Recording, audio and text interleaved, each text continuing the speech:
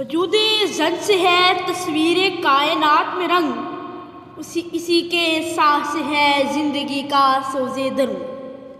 صدر علی وقار، سد شکر اس رب کائنات کا کہ جس نے مجھے سعادت بخشی کہ میں لب کشائی کروں اس ہستی پر جو ماں، بیٹی، بہن اور بیوی کے روپ میں ہر روپ میں قابل احترام ہے۔ جی ہاں، صدر ذی وقار عورت قابل تکریم ہے، لیکن ارباب اہل دانش لمحہ فکریہ ہے کہ کیا ہمارے معاشرے میں عورت کو وہ عزت، وہ مقام حاصل ہے جو اللہ رب العزت نے اس کے لیے مخصوص کیا تھا۔ تو ذی وقار، مجھے بڑے افسوس سے کہنا پڑ رہا ہے کہ ایسا ہرگز نہیں۔ ذی وقار، ذرا حقیقت کے آئینے میں جھانکیے۔ بیٹی کی پیدائش پر ماں کے لیے طلاق کے تحفے، غیرت کے نام پر معصوموں کے خون سے ہولی، بیوی کا مقام شوہر کے قدموں کی جوتیوں میں، یہ ہے ہمارے معاشرے میں عورت کا مقام۔ ایسی صورتحال پر کیوں نہ اہل درد تڑپ کے کہیں، مدد چاہتی ہے یہ حوا کی بیٹی، مدد چاہتی ہے یہ حوا کی بیٹی۔ لیکن صدر علی وقار، یہ صرف تصویر کا ایک رخ ہے۔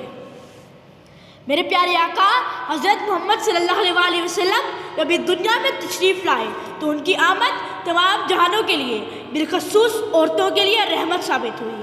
زندہ درگور کی جانے والی معصوم بیٹیاں رحمت قرار پائیں اور ان کی پرورش جنت میں پہنچنے کا راستہ قرار پایا۔ بیوی شوہر کا لباس بنی اور ماں ایسا پیکر آب و گل جو سراپا صفات ہوتا، جو آئینہ شفاف، چرچا جس کا کوبکو، محبت اس کی گل کی بو، منزلوں کی گفتگو، صراط حق کی جستجو، انسانیت کی آبرو۔ جی ہاں، صدر علی وقار یہ ماں ہی تو ہے جو رحمت یزدہ کی تقدیر اور وہ گوشہ عافیت ہے جس پر عنایت ربانی کا مسلسل نزول ہوتا ہے۔ ماں اپنا دامن پھیلا دے تو رحمت خداوندی گھٹا بن کر چھا جائے۔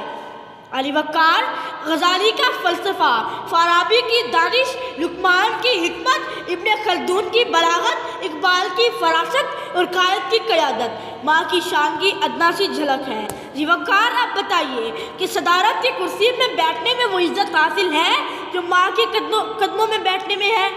صدر علی وقار، ماں بھی عورت کا ہی ایک روپ ہے اور قوموں کی عزت عورت سے ہی ہے، اور کوئی شک نہیں کہ کائنات کا حسن عورت کے دم سے ہے۔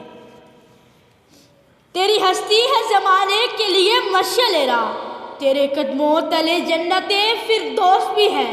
ڈٹ گئی راہ میں ہمیشہ تو چٹانوں کی طرح، تیرا ہر روپ وفا عزت و ناموس بقا، تیرا ہر روپ وفا عزت و ناموس بقا۔